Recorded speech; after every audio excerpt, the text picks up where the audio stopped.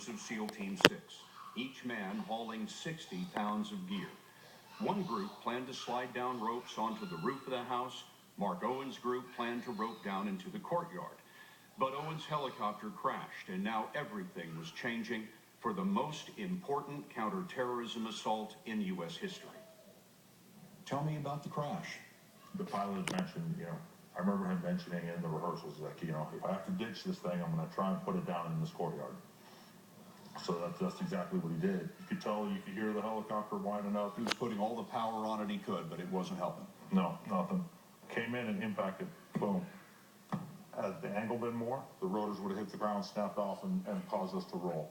Had the tail rotor hit, obviously would have broken, caused us to break and roll. The load-bearing section of the tail landed precisely on the wall. The strongest part of the tail just happened to land on the wall. Yep. And the angle happened to be perfect. It all came down to inches, really, inches either way. We stopped. The main rotor blades are still turning. I don't think you could recreate that if you tried. Lucky.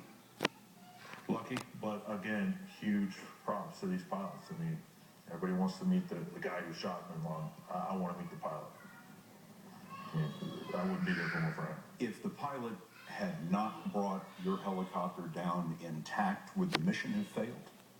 No, I don't think so, because Chalk 2 was on the ground, and as soon as they saw us crash land, that Chalk 2 helicopter pilot saw that happen, decided not to push the position to go to the roof.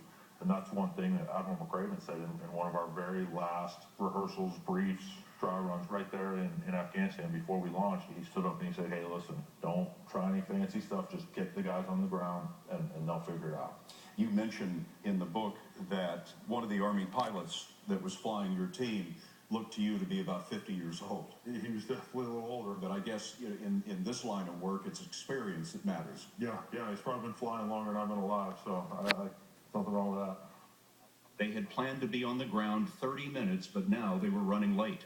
Owen's team landed in this courtyard, walled off from the house. So your team does what? I ran out here, I turned around and looked, and I see the guys on the left side of the helicopter. They're sitting right and staring at the front door. So they simply hop out and go right to the front door like nothing happened. Go right to this door here. Yep.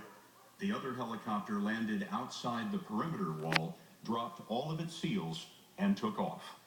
Now, what's your objective? What's your team supposed to do right now? We are clearing and securing the southern compound. You expect to find people in this building, and you want to clear that building so the rest of the team can do what they need to do in here. Exactly.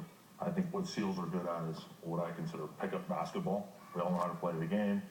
You hear the saying in the team says, can you shoot, move, and communicate? So we all know how to shoot. We all know how to move efficiently and tactically, and we can communicate clearly. So when something goes sideways, we're able to play that pickup basketball and just kind of read off each other. Now the SEALs were in several groups. One group was outside the perimeter wall to make sure no one escaped. The group that was supposed to rope to the roof was outside the wall looking for a way in. Owen led his team to the outer building where they expected to find one of Bin Laden's couriers. We got to the door. Obviously, we made tons of noise at this point. It had taken a little longer to get there. So, the element of surprise is slipping away quickly. We got to the double doors. I tried it once real quick. It was locked. My buddy who was with me, he's carrying a sledgehammer, pulls it out, gives it a couple good swings. No, the door's not going anywhere, kind of solid metal. So I'm like, okay, we're going explosive. They'll carry explosive charges. I pulled one off, got on my knee, and started setting it. And right as I was attaching it, a round started coming through the door on us. Somebody started shooting at you from inside the house, and the bullets were coming through the door. Yep. Immediately, my buddy who was standing up started returning fire. I kind of rolled away from the door, blindly returned fire back through. You couldn't see what was on the other side, and then it went quiet. Thankfully, the SEAL that was there with me, that initially returned fire with me, spoke Arabic, so he immediately started calling out to the people inside, started hearing the metal latch on the inside of the door. Are they going to come out with a suicide vest? Are they going to throw a hand grenade out? Are they going to spray their AK? Door opens up, female holding the kid, a couple kids right behind her. You got your finger on your trigger, and you're looking at a woman with her children. Yeah. Split second, we just received fire. My buddy speaking Arabic, he's asking her, hey, Where's your husband? What's going on? And she replies back to him, he's dead, you shot him. Owen didn't notice until later, but he was bleeding, a shoulder wound from a fragment of something in the firefight. Yeah, I just got a little piece of frag in my shoulder from some of the rounds that came through. It really wasn't a major wound at all. But I carry a set of bolt cutters to cut locks with. When I got back, I was checking my gears, any holes or anything, and I pull out the bolt cutters, and I've got the bullet stuck in the handle. So the bullet just missed me by a little bit. The handle stick up either side of my head. Right by your neck. But you don't consider that to be a big deal? No, plenty of other guys have suffered much worse, so it's not a big deal.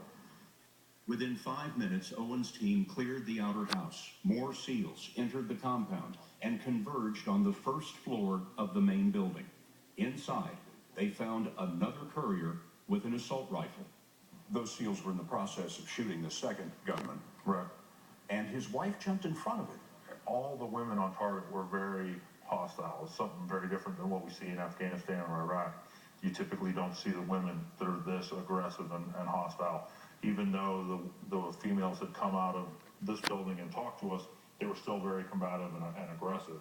So, and we saw that throughout the entire compound, even all the way up on the 3rd floor. They secured the ground floor and then the 2nd floor. The team continued to head up these stairs single file. The first SEAL in line is called the point man. Owen, at this point, was right behind him, number 2, going up to the 3rd floor. The SEALs had been told they could expect one of Osama Bin Laden's sons. Guys start making their way up the stairs, and it's quiet, it's pitch black in the house, no lights, all night vision. Get to the 2nd floor. Intel had said, we think that Khalid, his son, lives on the 2nd floor. This is Osama Bin Laden's son. Yeah. The guy in front of me, who's the point man, he sees the head pop out and disappear really quick around the corner. It's like, okay, what do you think, Ken? I don't know. He literally whispers, not amped up, not yelling, not anything. He whispered, hey, Khalid. Whispers Khalid's name. Doesn't know if it's Khalid or not. Khalid literally looks back around the edge of the hall, and he shoots him. What was Khalid thinking at that time? Look around the corner, curiosity killed the cat. I guess Khalid too. It had been 15 minutes since the crash. It was now about 1:15 a.m.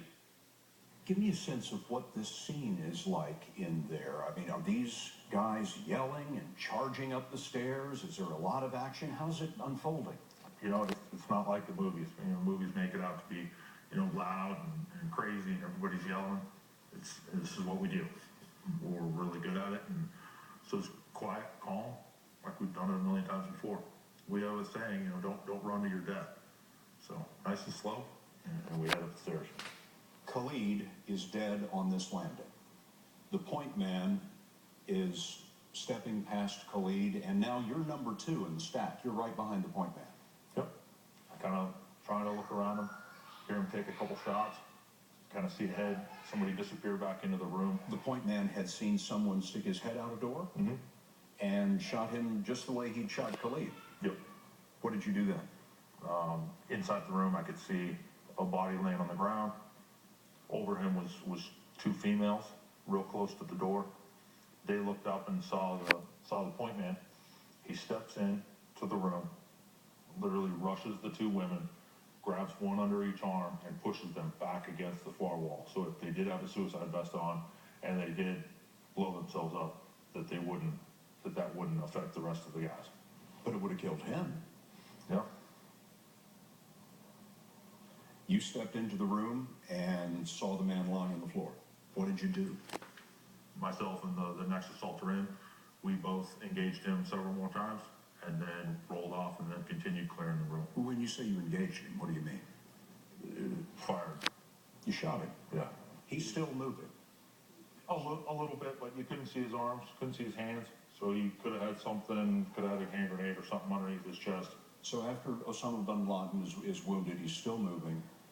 You shot him twice? A handful of times. A handful of times, and the SEAL in the stack behind you also shot Osama Bin Laden, and at that point his body was still. Yes.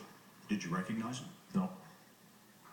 You know, everybody thinks it's like, you know it's him. No. To us at that time, it could have been anybody. Maybe this is another brother. Maybe this is a bodyguard. Maybe it doesn't matter. The point is to just continue clearing. By now, 20 minutes had passed. Every single thing the woman with the CIA had told them on the plane had been right, but time was running out. Throughout the raid, the remaining helicopter was in the air. It only had enough gas to stay for 30 minutes or so. Pakistani neighbors had discovered the SEALs posted outside the compound wall, and it couldn't be long before the Pakistani military would know they were there. One SEAL was charged with keeping an eye on his wristwatch and calling out the dwindling time on the radio. 20 minutes, 15, 10. We'll be right back.